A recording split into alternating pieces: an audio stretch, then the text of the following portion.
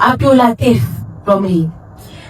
Beliau dilahirkan dengan kekurangan fizikal, namun tak pernah menjadi penghalang.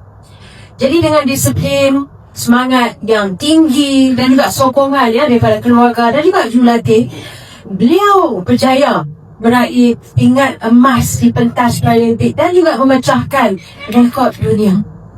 Tapi dia bukan seorang saja, ada lagi.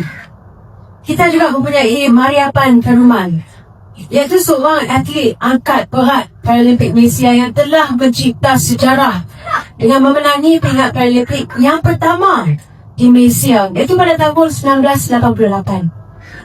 Dan sekali lagi dia menang pada tahun 1992.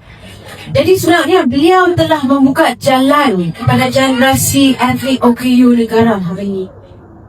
Dan juga kita ada Chia Lek Po, iaitu juara dunia dan juga juara Paralimpik pertama dalam sejarah para badminton, yang bukan sahaja mengharumkan nama Malaysia tetapi membuktikan bahawa seseorang tu boleh cemerlang tanpa mengenal batas fizikal.